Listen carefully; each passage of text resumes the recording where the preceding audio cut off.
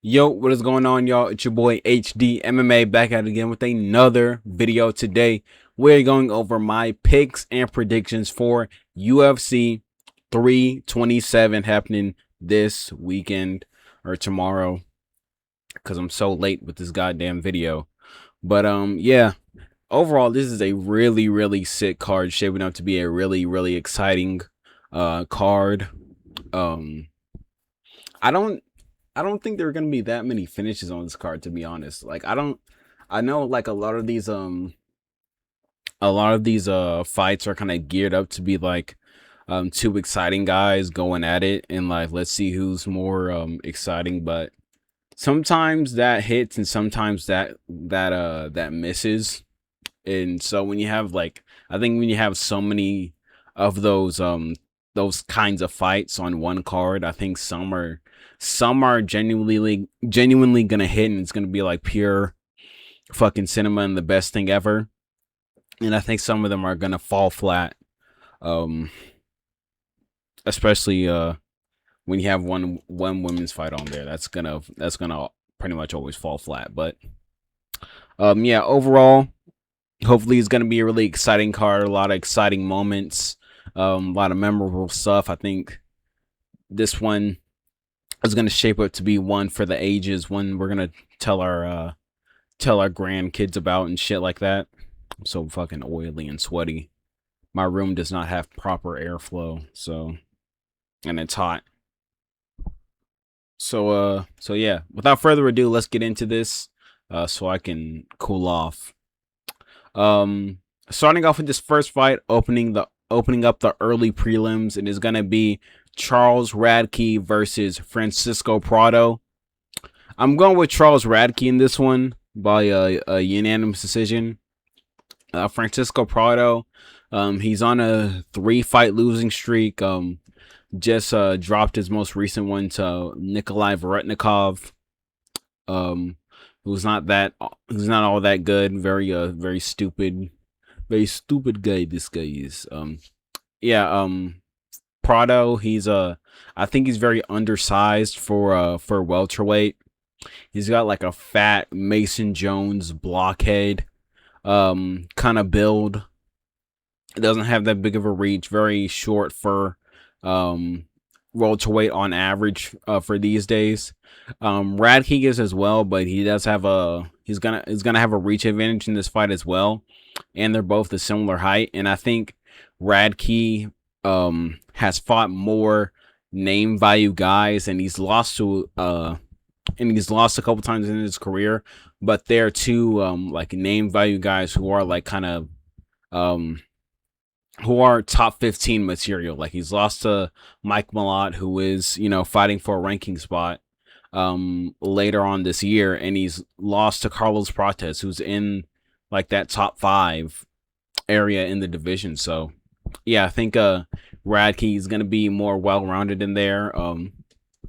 I think the striking is going to be pretty competitive for these two.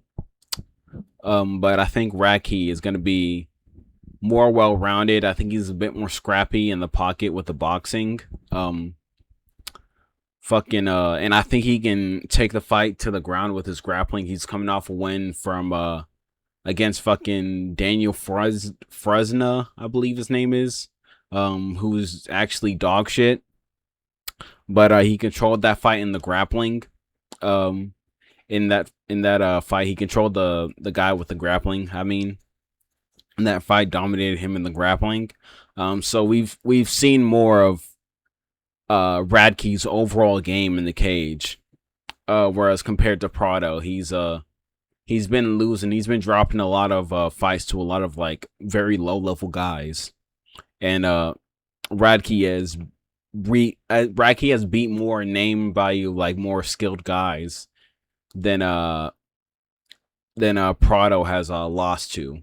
He's beat better guys than the guys Prado has lost to. So I'm going off of that. I think decision. I think he can mix in the grappling. Radke, I think he can keep it competitive and then kind of outbox Prado on the feet. I think he has more power in the hands. Radke does. So yeah. Going with that.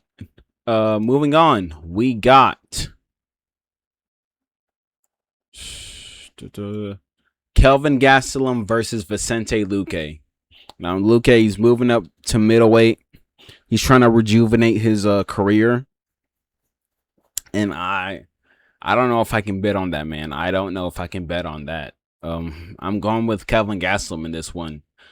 Just overall, if this was like maybe fucking five, 4 or 5 years ago, this fight would be completely different. But as of right now, as of this day in the year of our Lord and Savior Jesus Christ in 2026, I think Kelvin Gastelum has a way better chance of beating Vicente Luque in this matchup. I think Kelvin still has fight in him. He still has his attributes. He still has a good chin. He still has like crafty boxing in the pocket. He still has fast, sneaky hands and combos in close. And Vicente Luque in his last fight with Joel Alvarez, he just didn't like show me anything that he was able to beat like a guy that was capable in the UFC. Like he looked like he would lose to anybody who had any semblance of skill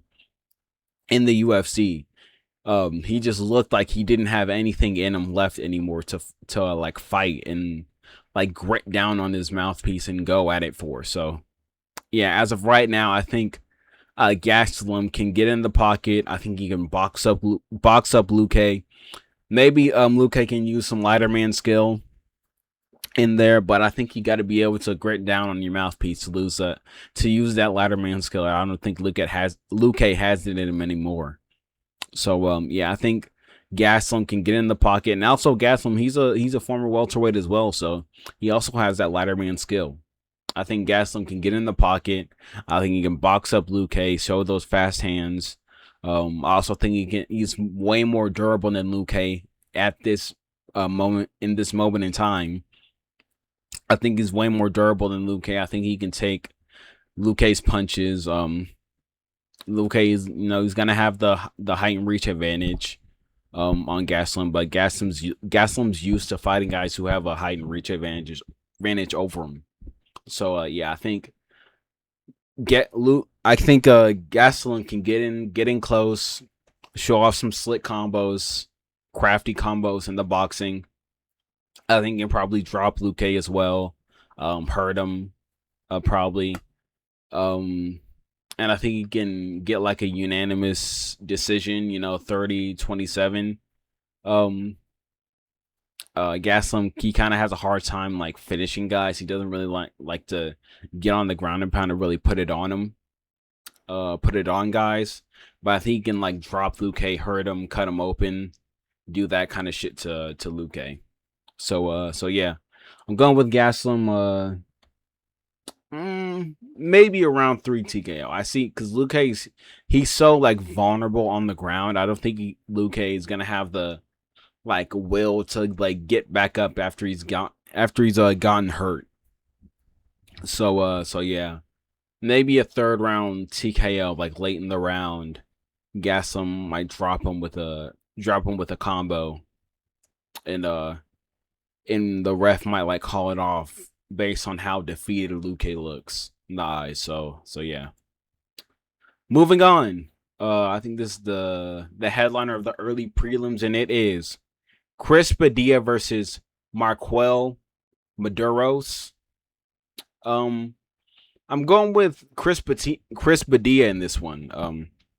Chris Padilla, he's very underrated, very resourceful with his like just his whole fucking like game plan and like fighting style. He's very like good at finding sneaky, crafty ways to put damage on guys and like sort of use it to sway the momentum back into his way.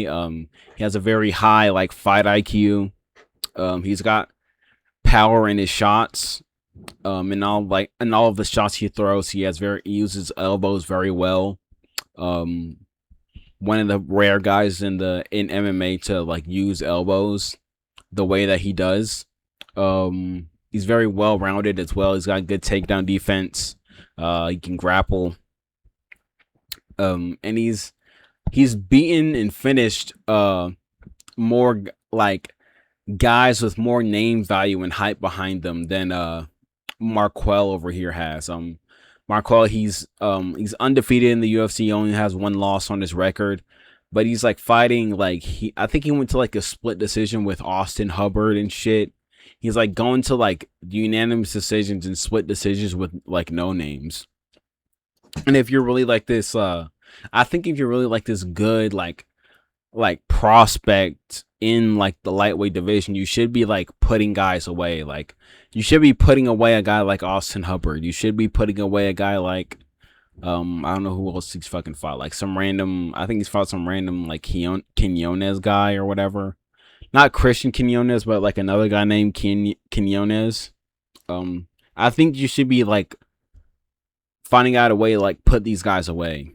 And I think Chris Padilla has more finishing ability and potential than Maduro's has over here. So yeah, I'll pick Chris Padilla to get this one done. He also has a big reach advantage as well in this fight. They're both very similar in height as well. So yeah, I think Chris Padilla can be more damaging in the fight. Use those elbows, use that to cut up Maduro's, then find some shots in close there. Use that to get his combinations off. Yeah, just pretty much that. Just do that in the fight, and I think he can. I think he can use that to keep the momentum on his side and get a victory off that. So yeah, I'm going with unanimous decision for Chris Padilla based off like damage and like just like how fucked up the face of this bug and my bug flying across my fucking room. Like based like how like fucked up the face of like Maduros is gonna be probably after this fight. So yeah.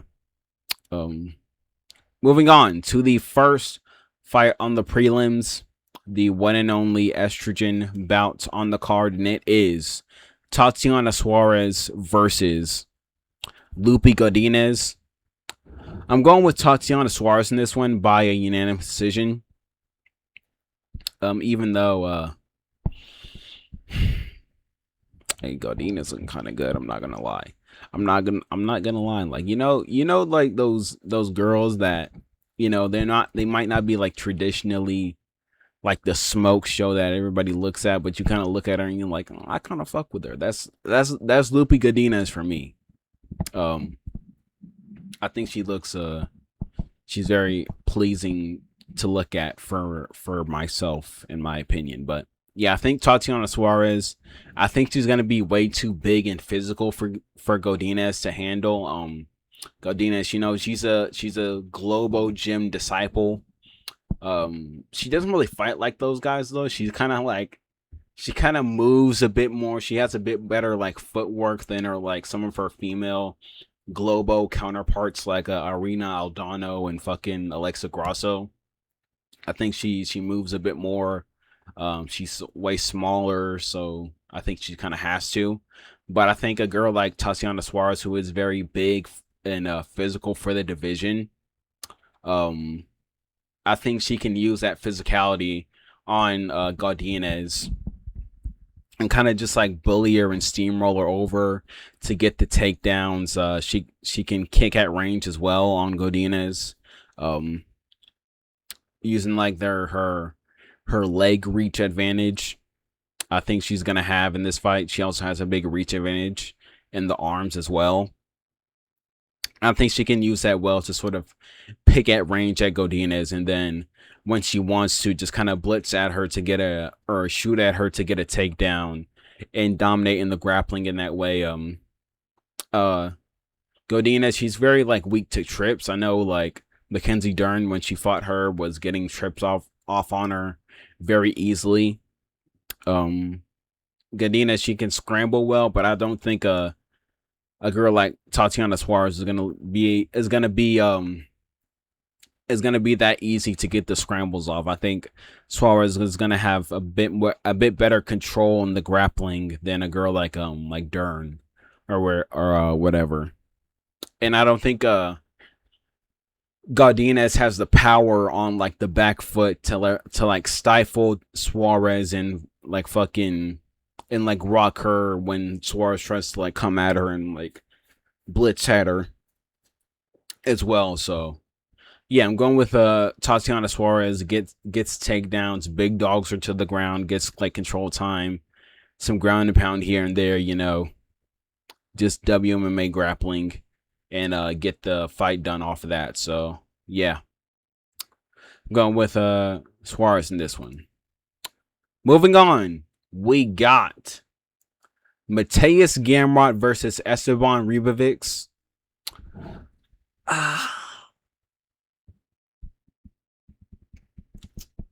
I'm going with Gamrot in this one, man. I'm going with Gamrot.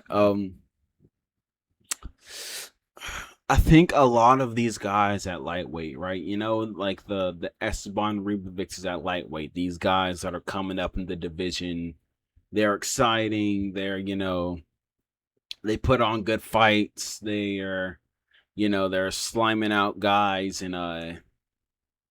in very spectacular fashion. Like the Chris Duncans, the Ribovicses, the fucking who else? I can't think of anything else, but yeah, these kind of guys at lightweight. I think a lot of these guys aren't as good as they seem. Just to be honest, like I think that Moicano Duncan fight really kind of opened my eyes with how like the lightweight division is kind of structured in terms of skill. Like I think a lot of these new guys don't really have it in them to beat these like unks and sort of Asian guys at lightweight still. I think a lot of these older guys at lightweight, like the Gamrots and the Moicanos of the division, still have enough tricks up their sleeve to ward off some of these younger, hungry guys. And I think that's the case with Ribovics. That fucking Daniel Zellhuber fight is screaming at me. It was screaming at me this entire fight week. Going to war with Zellhuber in the spear has aged like is aged like a fucking banana, man. It is aged like absolute shit.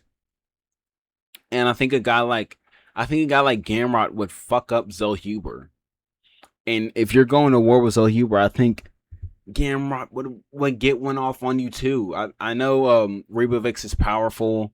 I know he's like a bit gritty. He's got like a sort of tenacity to him, but I think Gamrot can shut that shit down. I think he can shut it down with the grappling. I think he can shut it down with crafty like boxing. I think he can shut it down with pressure as well on Ribovics. That's something Gamrot kind of does very well. Is kind of gets in guys' faces. It backs them up to the cage very like subtly. I think he can do that against a guy like Ribovics, who is kind of very wild and very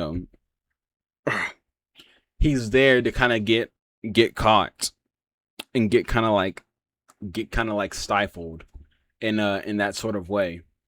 And I think a guy like Gamrot, you see the fighter silhouette, you see the little crafty head tilt in the smirk. I think he can craft it up to a split decision, like off some control time and off like grappling, like in the first, I would say like in the first 2 rounds. I think he can get off the grappling, get off like some ground and pound here and there, some very dominant control time, and I think he can use that to win the fight. And Gamrot hasn't got that. He doesn't have that bad of a chin. He doesn't have like a Grant Dawson level chin where he's getting, if you touch him on the chin with any sort of force, he just falls down. Gamrot has a very he's very durable. He's very he finds a way to survive in fights when you don't think he really should. So yeah. I'm going with Gamrot to crafty it up with the split decision. I think he can. I think the lack of like power and damaging ability and finishing ability can kind of hurt him in this fight, but I do think he can do enough and hustle in certain positions to get rounds off, to get like points, to get rounds scored to him. So yeah. Moving on. This is a headline. No. Moving on. We got Kevin Holland versus Randy Brown.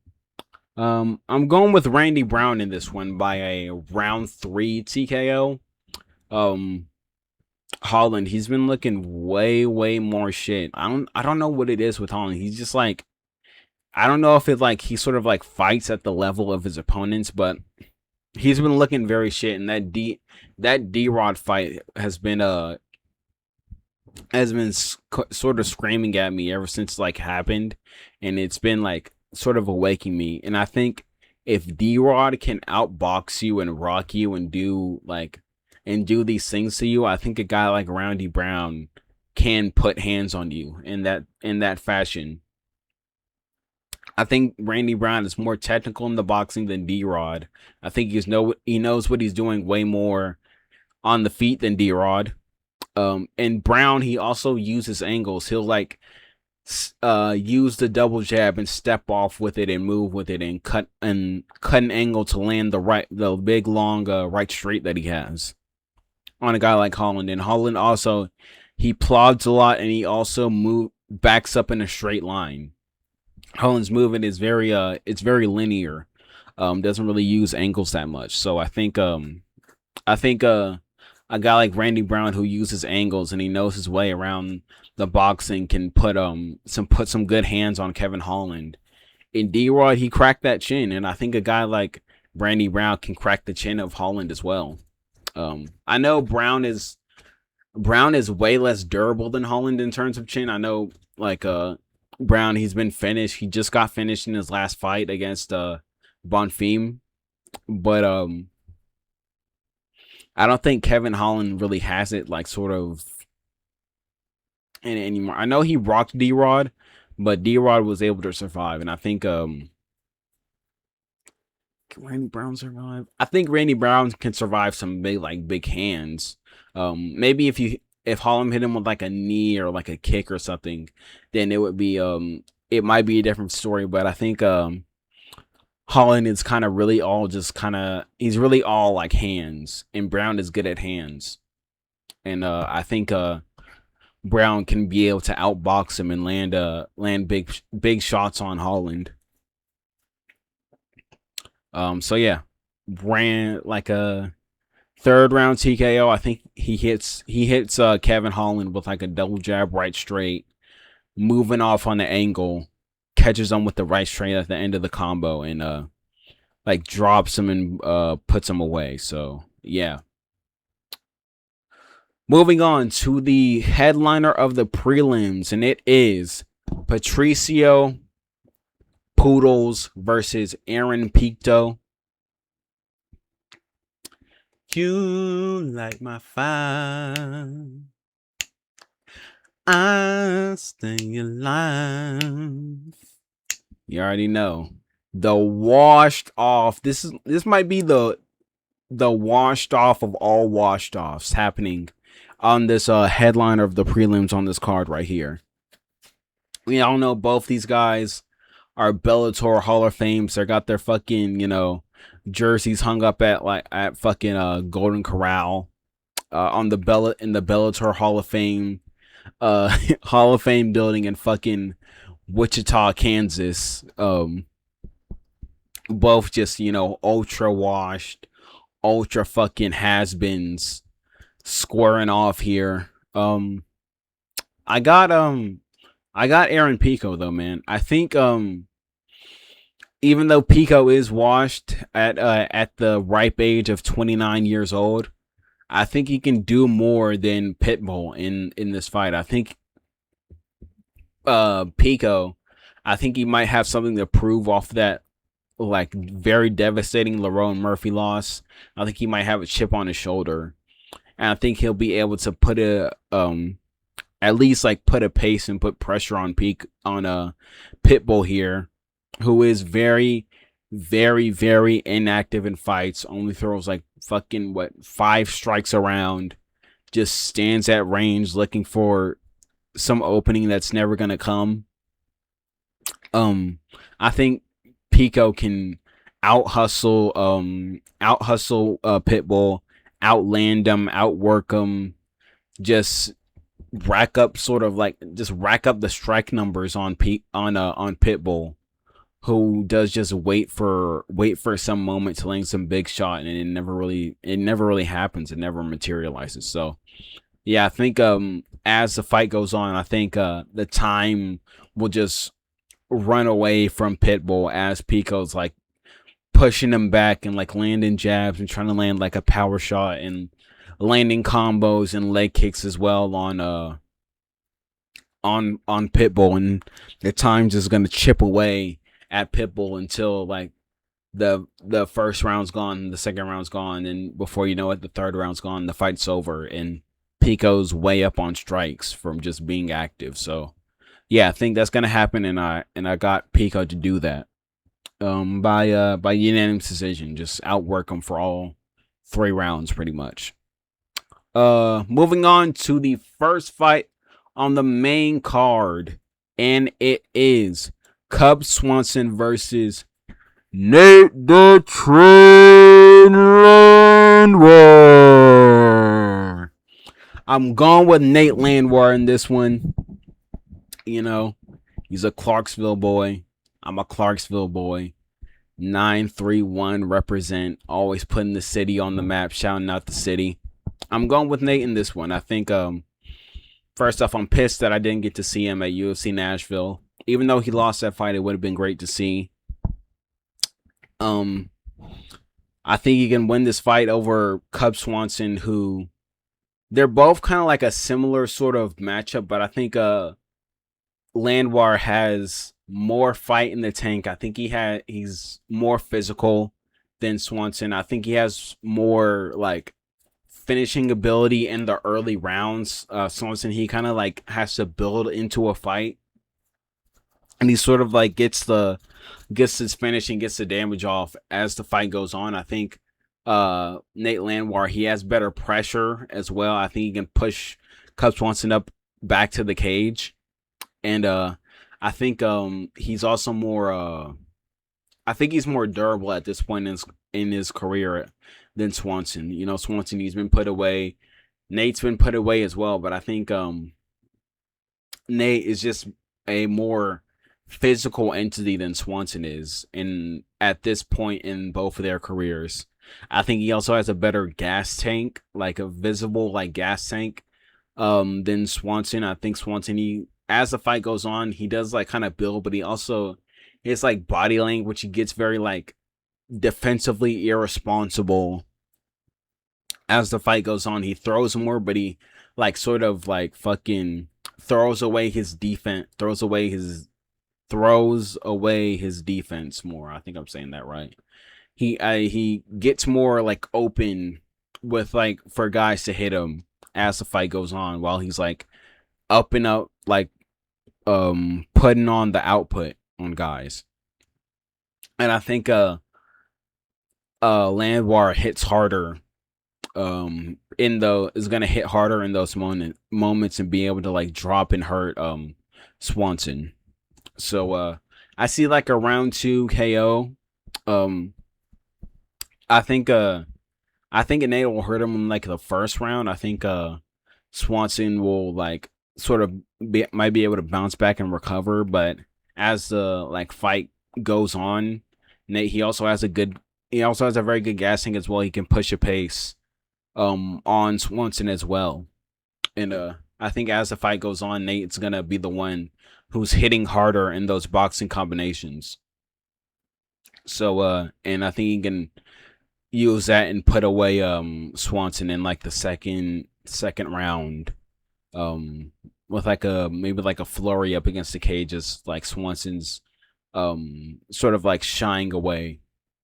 Swanson, he does like like run away and turn his back against like guys. And when you're like a veteran in the game, you think you can't get put away in those situations. And I think Nate can catch him in those kind of situations and put him away with that. So yeah, second round. I would say second round KO instead of TKO. But yeah, moving on. We got either this is going to be the most boring fight on the card, which I don't think it will, or this is going to be the most exciting and quickest fight on the card. And it is Dominic Reyes versus Johnny Walker. Now, my heart tells me Johnny Walker, but when I actually think about it, my brain goes to Dominic Reyes. And that's who I picked to win this fight. I'm picking Dominic Reyes by round 1 KO. I think logically speaking, Johnny Walker is going to be the one out of both these guys. Johnny Walker is going to be the one to take the first step forward. And we all know Reyes. He can't move forward in a fight to save his fucking life. But on the back foot, that's where he thrives.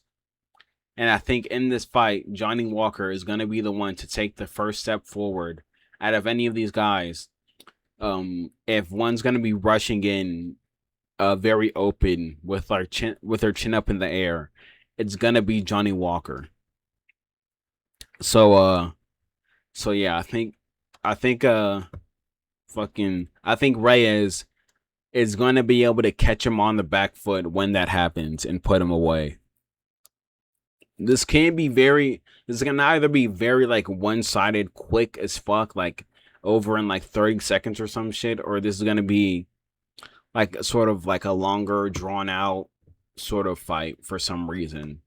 I don't know why I think it's going to be longer or drawn out, but maybe like Johnny Walker shoots like a fucking, I don't know, he goes out there like he did against Zhang Mingyang and shoots a fucking takedown and pulls full guard or whatever. But yeah, I think if Johnny Walker's going to move forward, Reyes is going to move back, and that's where he thrives. That's where he's going to be a problem.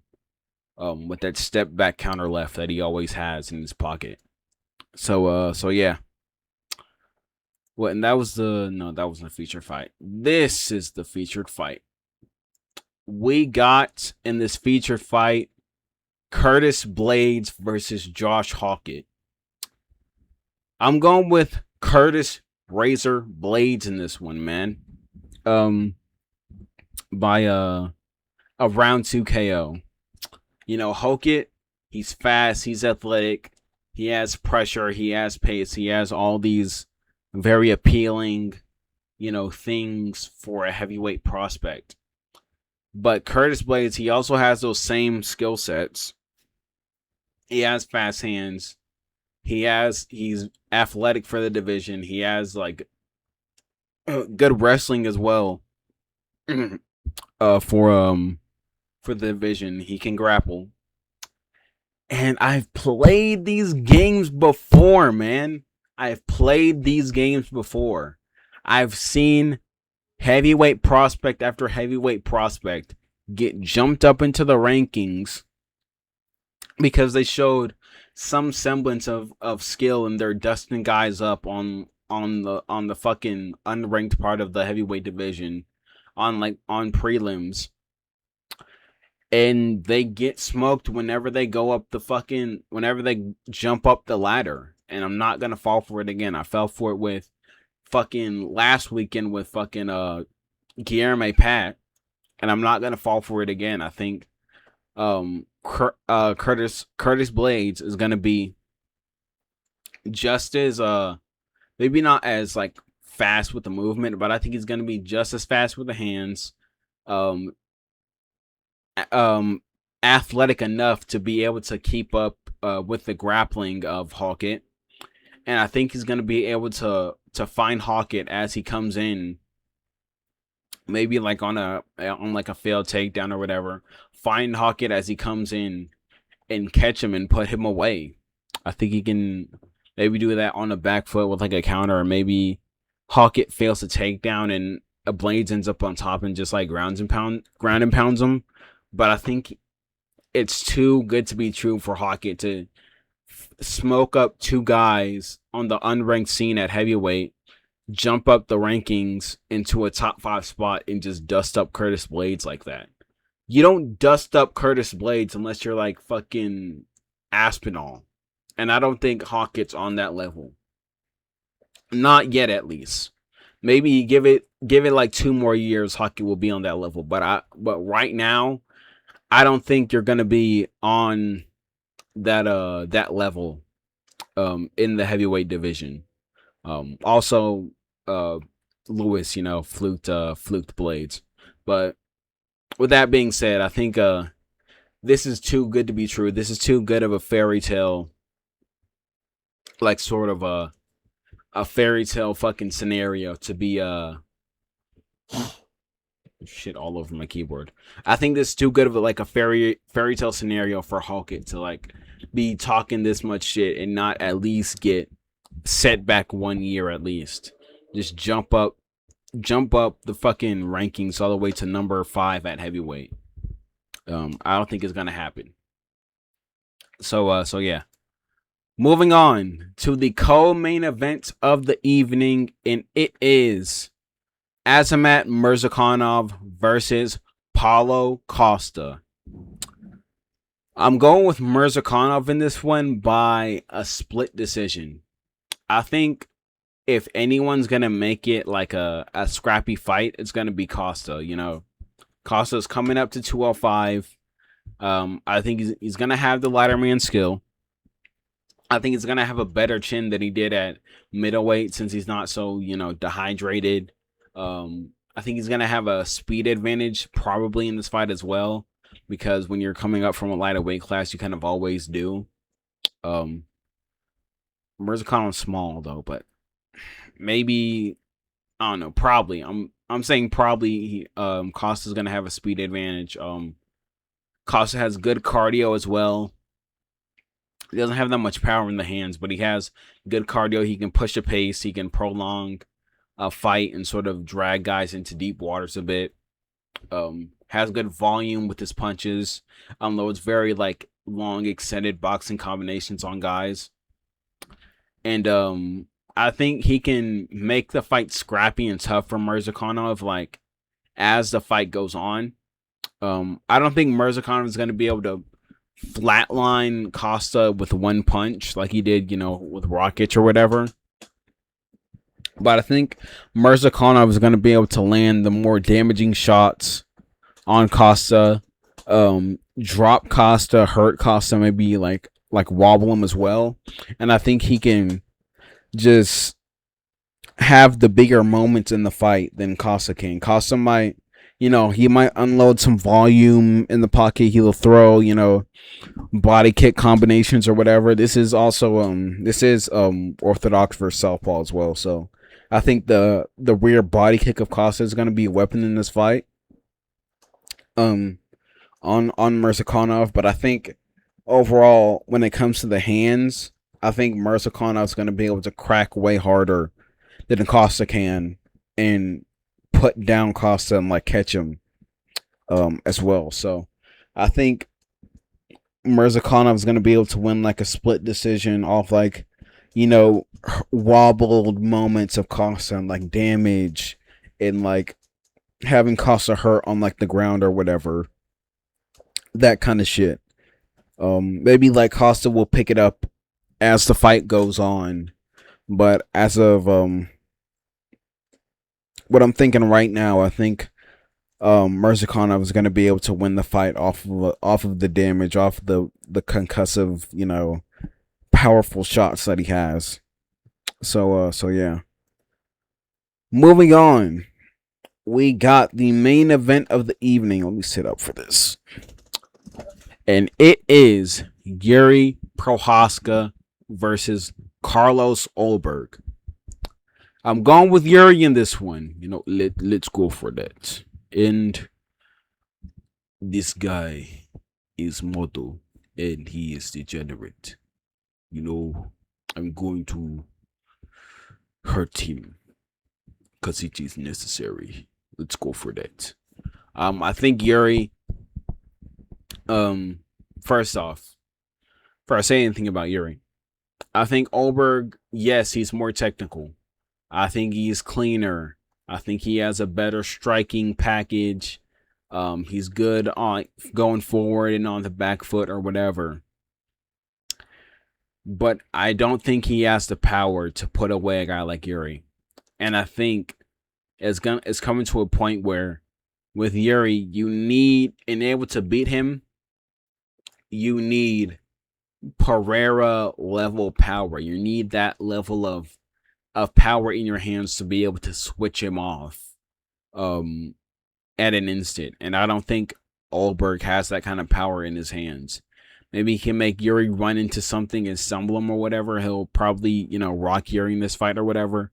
But I think one-shot power for one-shot power, I think Yuri hits harder. And I also think he's going to be able to create chaos in a way that Olberg has never really dealt with since his Kennedy Nzechukwu fight. I think as the fight goes on, Yuri is going to be able to learn that he can take the shots of Olberg, or just take the shots of Olberg and start to find a way to get through to Olberg. As Olberg's skirting around on the back foot, I think he can find a way to get through to Olberg, pressure him backwards, make it chaotic, make it a slugfest, make it just very, very messy for Olberg. And I think he can find a big shot as the fight goes on and put away Olberg. We all know Olberg. He's lost once in the UFC. He's been KO'd, and I think Yuri has the level of power to KO Olberg if it gets messy and Olberg gets caught with something big. So yeah, I'm going with Yuri in this one. Round 3 KO, I believe. Hit I see Olberg kind of breaking against the fence, and Yuri hit him with starching him out with that 1, 2, 3 that he hit Khalil with, or whatever. Yeah, that's all I can see.